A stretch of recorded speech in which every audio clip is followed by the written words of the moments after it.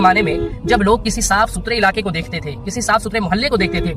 حافظ صاحب توجہ کرتے رہیے گا، تو جب صاف ستھرے محلے کو دیکھا کرتے تھے تو یہ خیال کیا کرتے تھے اہل حنود، اہل کفر جو ہوتے تھے کہ یہ مسلمانوں کا محلہ ہے، اور جہاں پر دیکھتے تھے رونق ہے، جہاں کے بچے صاف صفائی کا اہتمام کر رہے ہیں، اور جہاں دیکھتے تھے تعلیم جو ہے زور و شور سے ہے، تو یہ کہتے تھے کہ یہ مسلمانوں کا محلہ ہے، مسلمانوں کا علاقہ ہے۔ لیکن اس کے بعد اب یہ سچویشن 2026 جہاں میں کھڑا ہوں اس وقت، ہم لوگ اس کگار پر آ گئے 2026 میں، تو اس وقت اور پہلے سے بھی کئی سال پہلے سے بھی شروع ہو گیا یہ کہ اب سب سے گندے محلے دیکھ کر لوگوں کے ذہن میں سب سے پہلا خیال یہی آتا ہے کہ یہ مسلمانوں کا محلہ ہے۔ پتہ کتنا چینج ہو گیا، 1400 سال پہلے کی زندگی اور اب کی زندگی کتنی چینج ہو گئی، کتنی سوچنے والی بات ہے کہ پہلے دیکھا کرتے تھے لوگ محلے ہم صاف ستھرے تو کہتے ہیں مسلمانوں کا ہے، اب گندے محلے دیکھ کر مسلمانوں کو کہتے ہیں۔ اور میں ایک بہت موٹی مثال دینا چاہ رہا ہوں کہ جہاں میں نے خود دیکھا ہے کہ جہاں میرے مصطفیٰ کا گھر ہے، یعنی ادارہ ہے، جہاں دینی تعلیم ہو رہی ہے، مدرسہ جسے عرف میں کہا جاتا ہے اور عربی میں بھی کہا جاتا ہے مدرسہ، جہاں تعلیم حاصل کی جاتی ہے،